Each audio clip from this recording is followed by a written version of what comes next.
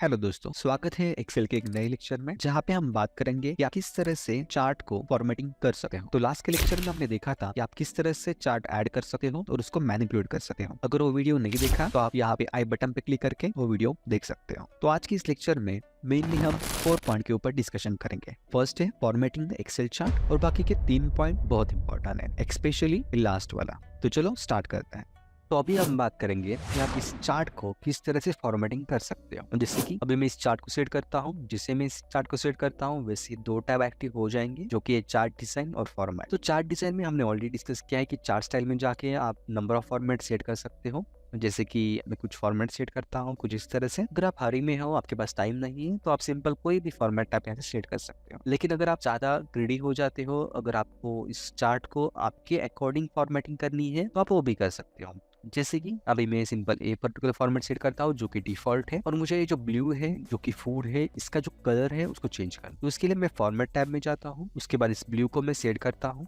जैसे मैं ब्लू को सेट करता हूँ तो सारे ब्लू बार सेट हो जाएंगे। उसके बाद मैं शेप एंड स्टाइल सेक्शन में जाता हूँ और यहाँ पे आपको शेप फिल का ऑप्शन दिखेगा। यहाँ से आप कलर चेंज कर सकते हो, जो भी कलर आप इस पर्टिकुलर बार को देना चाहते हो। और यहाँ से मैं डार्क रेड कलर सेट करता हूँ कुछ इस तरह से। वैसे ही अगर मुझे क्रेडिट कार्ड का जो ग्रे है वो ज्यादा हाईलाइट नहीं हो रहा है, अगर मुझे इसका कलर चेंज करना है तो सेम स्टेप्स शेप फिल में जाऊंगा और यहाँ पे मैं इसको ग्रीन सेट कर लेता हूँ कुछ इस तरह से। तो अभी आप देखोगे ये जो रेड है और जो ग्रीन है वो ज्यादा उभर के बाहर आ रहा है ताकि वो ज्यादा रिप्रेजेंटेबल। उसी तरह से अगर मुझे ये जो बैकग्राउंड है इसको चेंज करना है, जो ग्रीन लाइन है इसका जो कलर है अभी व्हाइट है, इसको मुझे चेंज करना है, तो मैं सिंपल उस ग्रीन लाइन को सेट करता हूँ। फॉर्मेट टैब में जाता हूँ, शेप फिल में का जो कलर है वो चेंज करता हूँ ताकि ये जो रेड है वो ज्यादा उभर के बाहर ना, क्योंकि वो ग्रे के साथ थोड़ा सा डल हो जाए। उसी तरह से मैं लीजेंड को टॉप में लेके जाता हूँ, लेकिन ये जो लीजेंड है की जो साइज है, फॉन्ट साइज बहुत छोटी है, तो मुझे इसे चेंज करना है। तो अगर मैं इस लीजेंड को सेट करता हूँ तो मुझे यहाँ पे कहीं पर भी फॉन्ट साइज चेंज करने का ऑप्शन नहीं मिलेगा। तो अगर आपको याद रहेगा हम फॉन्ट कहाँ पे चेंज कर सकते हैं, यस राइट, होम टैब में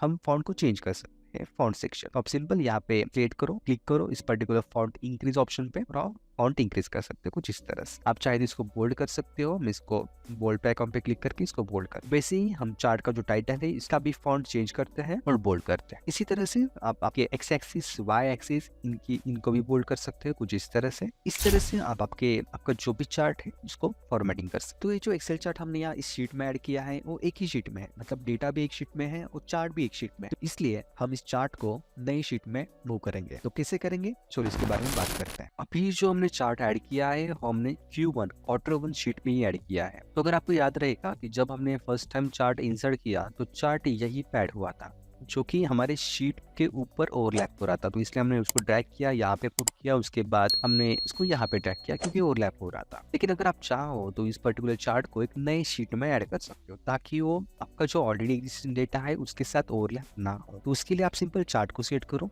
जैसे आप चार्ट को सेट करोगे उसके बाद आप चार्ट डिजाइन टैब में जाओ और यहाँ पे आपको ऑप्शन मिलेगा मूव चार्ट। आप सिंपल मूव चार्ट पे क्लिक करो। तो जैसे आप मूव चार्ट पे क्लिक करते हो तो by default object in Q1 जो कि हमारी Q1 शीट है यहाँ पे दिख रहे हैं। आप चाहे तो डिफरेंट वर्कशीट है जहाँ पे आपको इस चार्ट को मूव करना है वहां से भी सेट कर सकते हो, या फिर आप खुद की एक नई शीट से क्रिएट कर सकते हो। तो यहाँ पे मैं एक नई शीट क्रिएट करता हूँ और उस शीट को नाम देता हूँ मंथली एक्सपेंस चार्ट। जैसे मैं ओके पे प्रेस करता हूँ वैसे ही ये चार्ट एक नए शीट में ऐड हो जाएगा, जो कि आप यहाँ पर देख सकते हो। हमारा चार्ट एक नए मंथली एक्सपेंस चार्ट में ऐड हुआ है। तो अभी आप चाहें तो डेटा लेबल्स पे ऐड कर सकते हो और डेटा लेबल्स अभी ओवरलैप नहीं होगा, तो ये क्लीन दिख रहा है डेटा लेबल्स। आप चाहे तो डेटा टेबल्स पे ऐड कर सकते हो क्योंकि अभी ये डेटा रिप्रेजेंटेबल है क्लीन बेस। तो लेक्चर के स्टार्टिंग में मैंने बोला था कि हम कपल ऑफ चार्ट के बारे में डिस्कस करेंगे। तो अभी तक हमने ओनली क्लस्टर कॉलम चार्ट के बारे में बात की है। तो अभी हम बात करते हैं पाई चार्ट के रिगार्डिंग। तो डिफरेंट चार्ट डिफरेंट डेटा के लिए यूज होता है। जैसे कि अगर डेटा बहुत ज्यादा हो तो आप क्लस्टर कॉलम चार्ट का यूज कर सकते हो, लेकिन डेटा अगर कम है तो आप सिंपल पाई चार्ट का यूज कर सकते हो। तो पाई चार्ट आप सिंपल वन सिंगल रो या वन सिंगल कॉलम के ऊपर अप्लाई कर सकते हो। तो पाई चार्ट ऐड करने के लिए सबसे पहले हम डेटा सेट करते हैं। तो मैं सिंपल यहाँ पे डेटा सेट कर लेता हूँ और उसके बाद हम इंसर्ट टैब में जाते हैं। इंसर्ट टैब में आपको चार्ट का सेक्शन दिखेगा और चार्ट के सेक्शन में आपको यहाँ पे पाई चार्ट का ऑप्शन दिखेगा। तो यहाँ पे 3 टाइप के पाई चार्ट है, 2D 3D एंड डोनट। तो मैं सिंपल 2D चार्ट का सेट कर देता हूँ कुछ इस तरह से। तो अगर आप देख सकते हो पाई चार्ट ऐड हो चुका है, लेकिन पाई चार्ट ओनली रेंट के लिए ऐड हुआ है और जनवरी फरवरी मार्च इनका रेंट। फॉर एग्जाम्पल अगर मैं इस रेंट को मॉडिफाई करता हूँ कुछ इस तरह से, ये ओनली रेन का डेटा रिप्रेजेंट कर रहा है और ये कुछ भी सिंबल की तरह दिख रहा है, लेकिन हमें ओनली रेन का डेटा नहीं दिखना है, हमें जनवरी मंथ में हमने क्या क्या एक्सपीरियंस किया था उसके रिगार्डिंग देखना है। तो आप क्या कर सकते हो, इसलिए मैंने बोला था कि पाई चार्ट बड़े डेटा के लिए यूजफुल नहीं, पाई चार्ट आप ओनली सिंगल रो या सिंगल कॉलम के लिए यूज कर सकते हो। अभी हम बात करते हैं कि पाई चार्ट यूज करने के लिए जो रो एंड कॉलम हमने यूज किए हैं उसको आप किस तरह से स्विच कर सकते हो।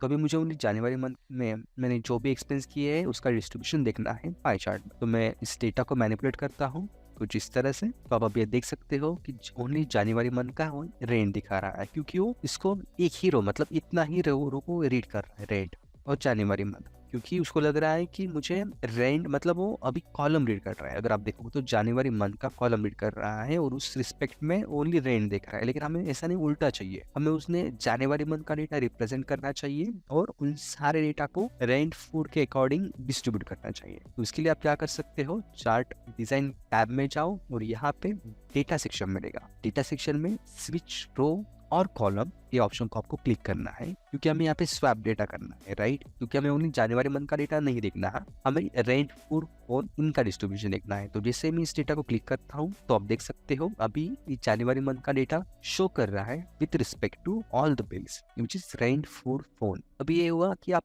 कॉलम के अकॉर्डिंग किस तरह से डेटा रिप्रेजेंट कर। अगर आपको कुछ रो के अकॉर्डिंग डेटा रिप्रेजेंट करना है, जैसे कि मुझे ओनली क्रेडिट कार्ड का डेटा हर एक मंथ में मैंने कितना स्पेंड किया वो देखना है, तो मैं इसको मैनिपुलेट करता हूँ जैसे हमने पहले मैनिपुलेट किया है कुछ इस तरह से। ओनली मुझे क्रेडिट कार्ड का बिल देखना है। तो अभी आप देखोगे तो हमने स्विच रो पे क्लिक किया था, इस वजह से अभी वो ओनली रो के अकॉर्डिंग डेटा दिखा रहा है, क्योंकि जनवरी मंथ का शो कर रहा है और उसमें क्रेडिट कार्ड है 1200, वो है 100%, तो ओनली क्रेडिट कार्ड का डेटा दिखा रहा है।